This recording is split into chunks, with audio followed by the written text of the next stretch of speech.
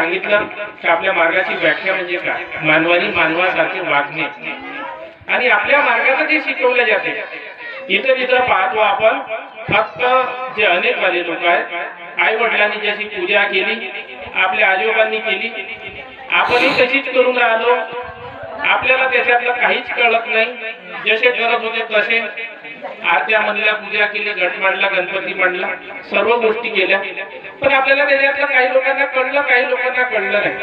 पण आपला मार्ग एकमात्र जगात असा मार्ग आहे का ज्या दिवशी आपण प्रवेश या मार्गात करतो त्या दिवसापासून आपल्याला ह्या मार्गाची रूपरेषा कळते आणि सांगितले जाते की हा मार्ग काय आणि रूपरेषा कशी काय आहे, कसं आपल्याला ह्या मार्गाची जोपासना करायची आहे, कसं ह्या मार्गाला त्या पद्धतीने वागायचं या मार्गामध्ये। आणि त्या दिवशीच आपल्या जीवनाची सुरुवात नव्यानं होते, कारण की आपल्या जे तत्व शब्द नियमाने चालतो आणि त्या तत्व शब्द नियमाने चालल्याने हा भगवत कृपा आपल्या घरी जागृत राहते आणि भगवंत काम करते आणि त्याचे अनुभव आज आपण अनुभव ऐकतो, तर हे अनुभव फक्त ऐकण्यापुरते नाही, तर त्या सुरुवातीला मार्गात येण्याच्या 3 दिवसाच्या कार्यामध्ये हा स्वतःला अनुभव घडते। का बरं अनुभव घडते? कारण की आपण जर सुखात जर ह्या मार्गात आलो असतो तर आपल्याला ह्या मार्गाचा अर्थ काय, अनुभव काय, भगवंत काय हे कळला सुद्धा नसता, कारण की आपल्या घरी सुख समाधान राहिलं असतं आणि तसेच आपण मार्गाला जुळलो आणि करून राहिलो विनंती प्रार्थना। पण जेव्हा दुःखामध्ये आपण ह्या मार्गामध्ये जुळतो आणि मग आपल्या घरी सुख समाधान लागते, तेव्हा आपल्याला ह्या मार्गाची किंमत कळते आणि परमेश्वर म्हणजे का हे आपल्याला कळते। कारण की आपण दुःखात आल्याच्या नंतर आपल्या घरी समाधान लागते, सुख लागते आणि त्या दिवसापासून आपल्या मार्गाची सुरुवात होते। पण जो माणूस ह्या मोहमाया अंधारात अडकत नाही तो नेहमी त्या परमेश्वराच्या जवळ असते आणि परमेश्वर कधीही त्याच्या आपत्तीमध्ये धावून येतो किंवा येणारे संकट जे आहे ते सुद्धा संकट त्याच्यावर येत नाही, किंवा कोणत्या संकटात जो व्यक्ती सापडला तरी त्या संकटातून तो भगवंत त्याला काढतो। पण हे केव्हा घडते? जेव्हा आपण त्याच्या तत्व शब्द नियमाने चालण्याच्या ज्या पहिल्या दिवशी वचन देतो, पहिल्या दिवशीची सकाळची जी विनंती करतो, सायंकाळी प्रार्थना करतो आणि त्याच्या पद्धतीत जेव्हा नेहमीप्रमाणे चालतो तर नेहमी भगवंत साथ देते। पण काही सेवक आपलं समाधान झालं की भगवंताला विसरतात आणि दुःखास पात्र होतात। म्हणून भगवंताला विसर पडायला नाही पाहिजे आणि त्याचा आत्मविश्वास आणखी प्रबळ व्हायला पाहिजे। त्याकरता आपल्याला आठवडी चर्चा बैठक दिलेली आहे की आपल्या आठवडी चर्चा बैठक मध्ये स्वतःचे अनुभव सांगा, लोकांचे अनुभव ऐका आणि तुमचा आत्मविश्वास आणखी वाढवा आणि आणखी भगवत कृपेचा लाभ घ्या। नाहीतर आपण नेहमी थोडस काही घरी झालं, आपल्याकडे पैसा पाणी सुख समाधान राहते, पैसा पाणी सर्व गोष्टी असते, तर आपण आपत्ती घरी आल्यावर आपण डायरेक्ट दवाखान्याची धाव घेतो। आज आपल्याला डॉक्टर साहेबांनी स्वतःच्या घरचे उदाहरण सांगितलं। आज विचार करा, डॉक्टर साहेब सुद्धा डॉक्टर आहेत, पण आपल्या भाषणातून ते नेहमी सांगतात की भगवंत आपल्या मार्गामध्ये चमत्कारने साक्षात्कार होतात आणि आपण होताना पाहिलेला लोकांच्या अनुभवातून सोडा आपल्या घरचे स्वतःचे अनुभव पाहिलेले आहेत। मग त्यावेळेस सायन्स आपल्या मार्गामध्ये कमी पडतो, भगवंत जे अशक्य गोष्ट आहे ते सुद्धा गोष्ट करून दाखवते भगवंत। मग तरी आपण त्या भगवंताला विसर पाडतो आणि आपण दुःखास पात्र होतो। म्हणून शेवटाला एकच विनंती आहे की आपला जो पहिला दिवस आहे त्याची आठवण ठेवा आणि भगवंत हा साक्षात आपल्या जवळ आहे, कोणत्या वस्तूमध्ये, कोणत्या प्रतिमेमध्ये, कोणत्या वर्गात, कोणत्या माणसामध्ये नसून हा स्वतःच्या आत्मेमध्ये भगवंत आहे, याची जाणीव ठेवा।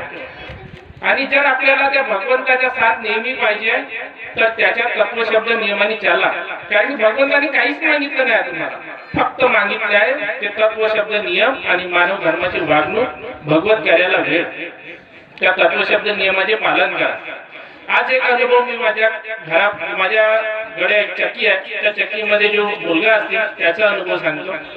लहानपणापासून तो आमच्या सोबत राहिला। आज जसा अभि मंदिरकर आहे असा त्यांचे मित्र याच्याच वयातला मुलगा आहे। लहानपणापासून माझ्या घरी राहत होता, नेहमी त्याला मार्गाबद्दलची पुरेपूर माहिती, सर्व गोष्टी लहानपणा म्हणजे त्याच्या लहान असताना वडील मरण पावले आणि त्यांच्या सर्व सुख दुःखामध्ये आमच्या घरचे सर्व नेहमी साथ राहायचे आणि त्यालाही मार्गाचा अनुभव। आणि पहा, आपण जे काही लोक म्हणतो जे दारू पिणाऱ्याचे सध्या बहाणे असते की मी मित्राच्या संगतीने गेलो किंवा मी अनेकाच्या संगतीने होतो, सोबत मित्र होते म्हणून मी दारू ठेवून घेतली. म्हणजे आपण मार्गात येणाऱ्या सेवकांना सांगतो की संगत सुद्धा नको करू. पण जेव्हा आम्ही लहान होतो त्यावेळेस आम्ही तर एक संगती म्हणजे 10 मित्र मंडळी होते, तर 10 मध्ये 1 ते 2 मार्गातले राहायचे, अनेक वाले 8 ते 9 राहायचे. पण आम्हाला त्यांच्या संगतीचा कधी असर नाही झाला. आता जे चर्चा बैठक मागच्या त्या दिवशी 24 तारखेला एक नवं हवन झालं, तो माझा खास मित्र होता. आज मार्गात जुळला, आता मार्गात जुळला, सुख समाधान लागलं. पण जेव्हा आम्ही लहान असायचो ते लोक चेष्टा करायचे, पण आम्ही त्याच्या चेष्टेला गेलो नाही आणि कधी कोणत्या वाईट व्यसनात गेलो नाही. आपलं ध्येय मजबूत ठेवलं. तसंच आमच्या सोबत तो राहायचा मुलगा, त्याला कसं म्हणून कोणतंही वाईट व्यसन लागलं नाही आणि कशा प्रकारे वेगळ्या मार्गाने लागला नाही. आणि त्याची पण इच्छा होती की आपण मार्गाला जुळाव, पण एक वेळ काळ आल्याशिवाय मार्गात माणूस जुळत नाही. आणि जोपर्यंत त्याच्यावर आपत्ती येत नाही, त्या सेवकाने जर मार्गात जुळला तर त्याला किंमतही कळत नाही. त्याच्या पायाला दुःख झाला, म्हणजे एक फोड झाला, जखम झाली, कशी का झाली त्याला सुद्धा माहित नाही. त्याच्यानंतर त्याचा तो दुःख म्हणजे पायाची जखम हे दूर करण्यासाठी तो नेहमी ह्या दवाखान्यात त्या दवाखान्यात असा दवाखान्यात जाता जाता त्याचा 1 वर्ष लांबला. म्हणजे फक्त एकच जखम झाली आणि 1 वर्ष लांबला. 1 वर्षापर्यंत त्याला अजिबात आराम पडला नाही. त्याने ब्लड टेस्ट केलं, गावातल्या दवाखाने फिरला, भोगावला गेला, PSC मध्ये गेला, भरपूरशे दवाखाने असा फिरत होता आणि ते जखम जशीची तशीच होत होती, वरतून सुकल्यासारखी दिसायची आणि अंदूर पाणी निघायचं. मग त्यानंतर आता आमच्या सोबत राहायचं तर आम्हाला कळत होतं की हा प्रकरण काय आहे, कारण की चक्कीमध्येच काम करत होता. पण आपल्याला आपण म्हणू शकत नाही, आपण एक बंधनात असतो की नाही मार्ग स्वीकार का अशा पद्धतीचा आहे की काय आहे. मग त्यालाच कालांतराने कळलं की नाही आपल्याला हा वेगळा काही प्रकरण असेल, आपण मार्गाला जुळायला पाहिजे. ज्या दिवशी तो मार्गाला जुळला, 1 वर्ष तो 3-4 डॉक्टर फिरला, औषध उपचार सर्व केली, त्याच्या पायाची जखम सुधारली नाही. अखेर असं वाटत होतं मनाला की आपण याला म्हणावं की हे काही वेगळं प्रकरण आहे, पण आपण बोलू शकत नव्हतो, म्हणू शकत नव्हतो, कारण की आपण कुणाला मार्ग स्वीकार हा म्हणणं योग्य नाही, कारण की तो कुणी कशा पद्धतीने विचार करेल याचं काही खरं नाही. तर त्यावेळेस असं वाटायचं की याच्या जर पायाचं काम सुधारलं नाही तर उद्या जर जास्त झालं त्याच्या पाय सुद्धा कापावं लागेल असं मनालाही वाटायचं. मग त्यालाच ते कळलं आणि त्याच्यानंतर त्यांनी मार्गाची धाव घेतली. मार्गाची धाव घेतल्याच्या नंतर पहा जो दुःख 1 वर्षामध्ये सुधारला नाही, त्याच्या 8 दिवसामध्ये तो घाव बसला. फक्त मार्गात आल्याने आणि त्यांनी मी त्याला म्हटलं अनुभव घ्यायसाठी तू म्हटलं औषध उपचार काहीच नको करू, औषध उपचार काहीच नाही करायचं, फक्त रक्षा आणि तेल लाव. तो रक्षा आणि तेल लावल्याने त्याच्या अवघ्या 1 महिन्यामध्ये परिपूर्ण दुःख ते नाहीसं झालं आणि पायाचा घाव सुधारला. मग आधी बी तो औषध उपचार करायच्या सर्व गोष्टी केल्या, पण त्याचं दुःख दूर झालं नाही. आणि फक्त ह्या मार्ग स्वीकारल्याच्या नंतर अवघ्या 1 महिन्यामध्ये परिपूर्णपणे नायनाट झाला. मग पुढे गेलं त्याचे दुःख. आधी तर औषध उपचार बी केला, पण नंतर तर फक्त रक्षाने तेल लावली. मग एवढी मोठी शक्ती आपल्या ह्या मार्गात आहे आणि परमेश्वर हा साक्षात जागृत आहे. हा हरेक सेवकांनी आणि घरच्या प्रत्येक सदस्यांनी याची जाणीव ठेवणं खूप गरजेचं आहे.